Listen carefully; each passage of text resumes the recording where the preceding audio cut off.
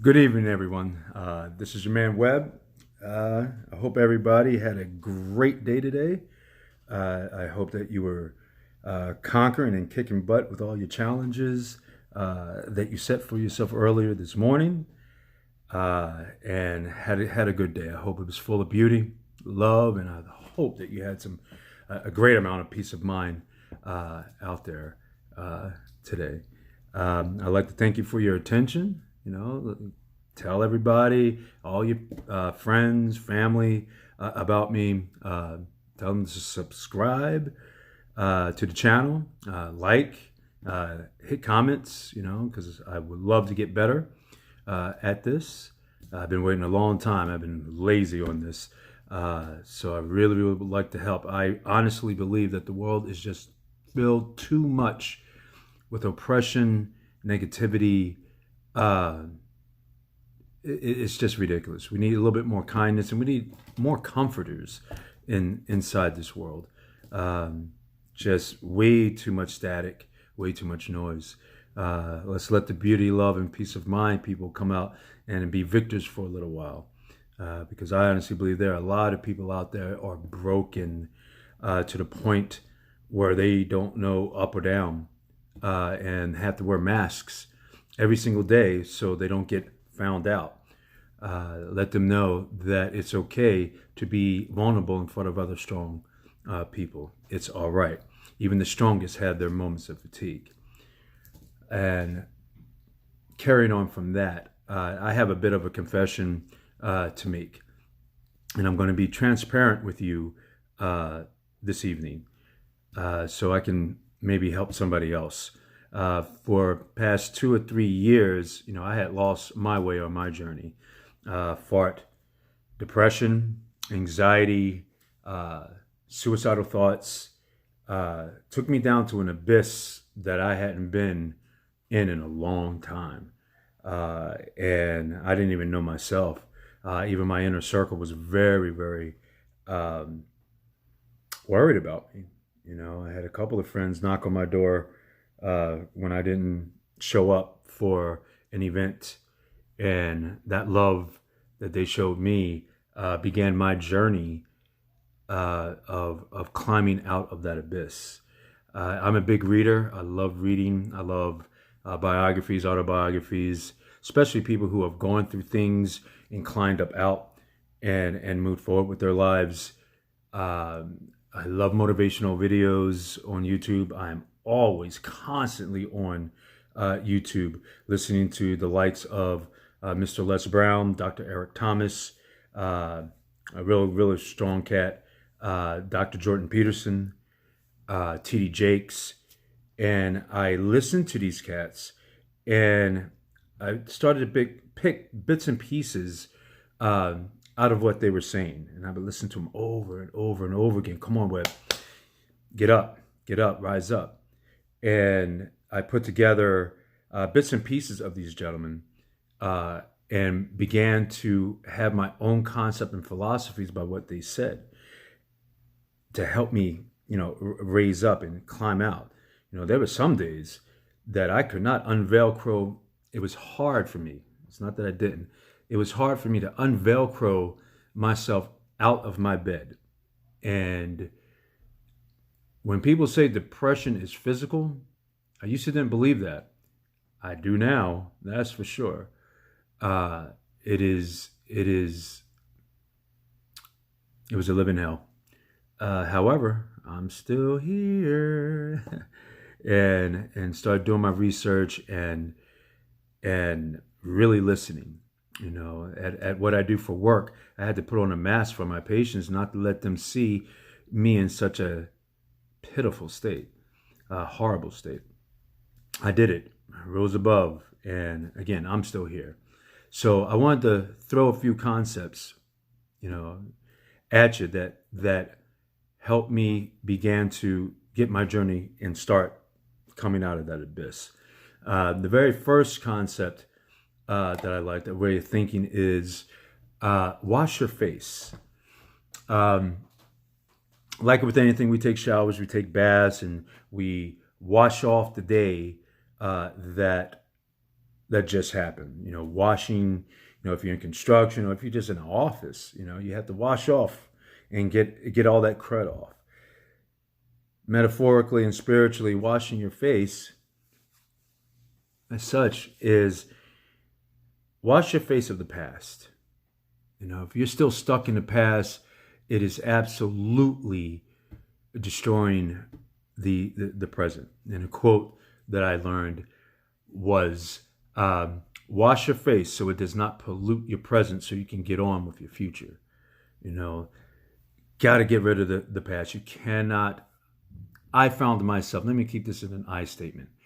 I found myself just thinking about past situations, man, shoulda, coulda, woulda. Why didn't it work out that way? Past people, past hurts. Gotta wash your face. I had to wash my face.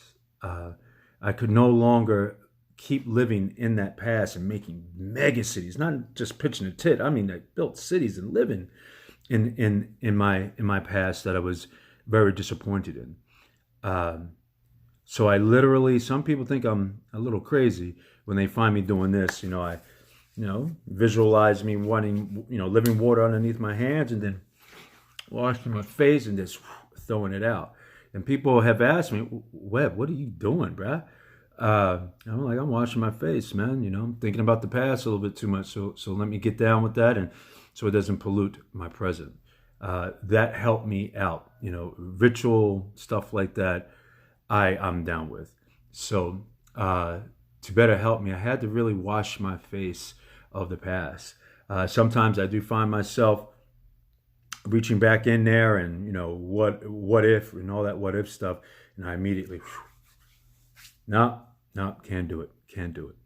That helped out a lot in the beginning. The next one is change your garments. Literally, I'm prior military, so the old saying in the military is "look good, feel good." Get rid of garments that no longer suit you or even fit you. If you have lost weight or gained weight, it's time to get into new things. New clothes. Look good, feel good. Spiritually and metaphorically, garments, quote unquote garments, it's the people that you chill with. I had to really do a hard assessment with people who I would be around, either at work or at private, public, whatever, and begin.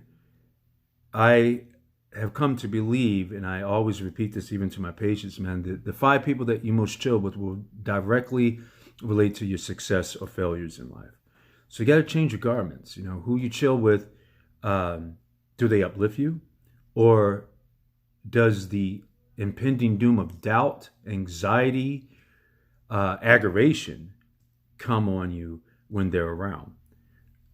So changing garments, I had to really, really assess that. During my self-pity days for, over the past 2 or 3 years, I literally isolated myself from everybody. I would just go to work and come home. I really wasn't wearing garments. And those people began to get away from me because, who wants to be around self-pity? In the book, The 48 Laws of Power, there's a law in there that states, stay away from the unhappy and the unlucky because they are more contagious than contagious diseases. So that was placed on me as well. So your garments, check who you're with, because they're garments, man. They represent you. If you're hanging out with them, they represent you. If people are hanging out with dark, dysfunctional, evil people, and they're around you, they're your garments, and you're expecting, a good life, not going to happen. So change your garments. The next philosophy and concept is attitude, altitude, and that can go either way. A poor attitude, altitude is just going to be low. Not going to get very, very far. For me, my attitude had changed at work. I was more aggressive, just being a smuck, and that altitude came down. I noticed that around me, less opportunities, and just yuck, So I'm not saying have a positive, just positive thinking all the time, because a lot of people take that in a weird way. Positive thinking, and it turns into like a wish, sitting on Santa Claus' lap and wishing for stuff. It's a positive being as well, along with that attitude of movement, of action, of having faith that this is going to work again, work out. And once I began over the, this was a painful process, guys. As my attitude began to change, and I began to say, yo, I am powerful beyond measure. I constantly say that to my patients, and I spit that out all the time. But what I wasn't doing was using it on me as well. So I flipped the script, not only say it to my patients, however, I began believing that as well too. I am powerful beyond measure. The altitude began to change. Maybe not the environment at work, but things are beginning to open back up. Attitude of getting back into the things that I love most. Going back to my gym family, New World Defensive Fitness. Check them out, Fort Myers, Tree Line Avenue, right by the airport. And attitude changing, and the love that I got from it, because my attitude had changed, and altitude is beginning to climb. And other opportunities are starting to come around. They're not there yet, but I can see that if I have an attitude of faith, it's going to change. It's coming up. My attitude of fear, man, woo, could barely get out of the bed mornings. I never want to go back there again. Never, never, ever want to go back there again. The next three concepts that helped me begin to pull myself out of that abyss. I was taught this by a good friend of mine. His name is Q. By the way, he lives down in Naples, Florida. That's another brother who I absolutely owe a lot to. The 3 T's. The first T is time. How am I spending my time? Am I building, or am I decaying? Am I dying? There's no in between. Build or die. Get busy living or get busy dying. So that time part also deals with, what am I paying attention to? What was I paying attention to when I was in the abyss? Oh, woe is me. And time is like always thinking in the past, and why me, blah, blah, blah. Well, why not me? Everybody goes through struggles, pains, hurts, disappointments. You can't get out of life with it. But I'm not going to keep spending my time and attention on these things that have broken me. I'm going to start spending my time and attention on, okay, it broke me, so how can I piece myself back together? How can I become stronger for this? How can I become better, instead of spending time and attention on how I can become more bitter in my life? Oh, I was a bitter person. And I'm not all the way there yet, but I would say I'm at least 80%, 85% better than what I was 2 or 3 years ago. So paying attention to the time, what I give time to, who I'm around, what sort of energy, vibe, and frequency am I spending around? What am I doing? Am I reading books that uplift? Am I watching things that challenge my mental and spiritual side? I have to admit, spending time and giving attention a little bit more, to the Bible. I'm not a religious guy. I do have faith, but that has helped out. Pardon me. That has helped out immensely. The next T is talents. I've come to believe that everyone is unique, and we were all born with talents and gifts from the start, from birth. And over our lifetime here, in our time span, it is a responsibility, especially for me, to develop those talents and gifts so I can give to the world. Like I said in the beginning of the video, man, the world is just on fire, and it needs comforting. It needs like the sheepdog mentality, of giving comfort to people who are broken and don't see any way out. My talents, one of my talents is I'm athletic. I like to fight, so I train Krav Maga and Jiu-Jitsu. It's not easy, but I can see things when I'm training. I'm quick, and that helps out a lot. And the other, I think the most important talent that I do have is I like to speak. My mother has always told me that, Webb, you have a gift of speech. Ever since you were like 5 years old, you can carry on a conversation with an adult. So that speech, I like to inspire. I can do that all day long. I like to motivate people. I like to tell people that you matter. And I get a positive feedback from that, especially from work. And, I've done one speaking engagement, and that is my talent. I love speaking life into people. I can do that in my sleep. So developing, talents and remembering that was my gift and my talent, because I let that go for a little while. I would go to work and don't want to do groups. What do you mean you're not doing group, Mr. Webb?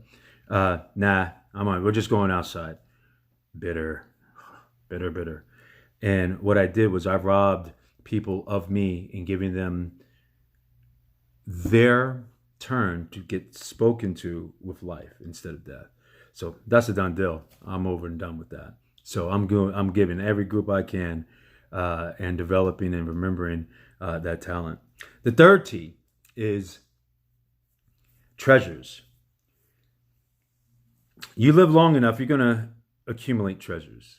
And it's just not the materialistic stuff, that's fine and dandy. The Mercedes-Benz, the big houses, the money, the women, that's just not just those treasures. The treasures that I like to talk about is, what am I gaining by reading, mentally, spiritually, and the knowledge, those type of treasures, the having of children, those are treasures. I have, my daughter, Tanisha, is just phenomenal. Some days I believe that she's my hero instead of the other way around. The treasures of the mother's love that I have. My mom has protected and corrected me my whole life. If it wasn't for my mom's prayers or my grandmother's prayers, I don't think I would be here. Those type of treasures. The friendships that we gain along the way. And speaking about friendships, I have a general rule about when I use that word friend with somebody. And here it is. If I cannot recommend my friendship with you to my mother or my daughter or any one of my families, we're not friends. And that's a harsh thing, okay? But I'm solid with that. It becomes a treasure. So I had to begin, when I was pulling myself out of my depression hole, my abyss, and my self-esteem issues, I began to remember all the things that I had accomplished and achieved from birth up until now. And I am powerful beyond measure. I had to remember my treasures and that I matter. I do have value. I created value for myself. And just really remember the treasures and hug it up.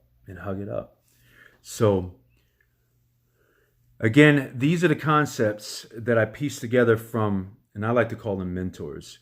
I have never met them. I would love to meet every last one of them. Every last one. Eric Thomas, uh, Dr. Eric Thomas, Mr. Les Brown, Dr. Jordan Peterson. I would love to shake those guys' hands because they helped me save my life, and for that I will show love for. So if there's anybody out there that is struggling with their depressions and disappointments and anxiety, please begin to do something about it. Everybody's wired differently. This is how I was wired, and this is what helped save me. Piecing these things together.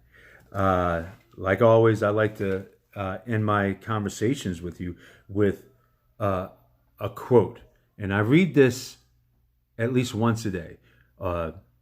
Maybe when I first wake up and right before I walk out the door, or right before I go to bed. And it goes like this: as the physically weak man can make himself strong by careful and patient training, so the man of weak thoughts can make himself strong by exercising himself in right thinking. To put away aimlessness and weakness, and to think with purpose, is to enter the ranks of those strong ones who only recognize failure as one of the pathways to attainment. Make all conditions serve them, and who think strongly, attempt fearlessly, and accomplish masterfully. He who would accomplish little must sacrifice little. He who would achieve much must sacrifice much. He who attain highly must sacrifice greatly. I love those words, and that helped me pull me up a lot. Okay, so I've gone over a little bit, man. I appreciate. I know everybody's busy. I try to keep it around like 8 to 10 minutes. But tonight, I just want to be transparent with you. Not everybody has it together. I have my struggles. I have my bouts, and this piece of content is going to be a little bit long. So, thank you for bearing with me. Remember, you matter. Keep repeating to yourself, I am powerful beyond measure. And with that, I hope everybody will experience as much beauty, love, and peace of mind in the morning, tonight, whenever. Okay? And just enjoy yourselves. Remember to enjoy your lives. All right? Remember to enjoy your lives. So thank you very much for giving me your attention. Sorry it was a little bit overtime. But I hope I helped somebody out there, man. Guys, you matter. Climb out that abyss hole if you're in it.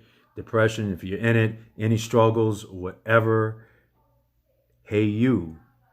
Don't give up. Okay? Peace.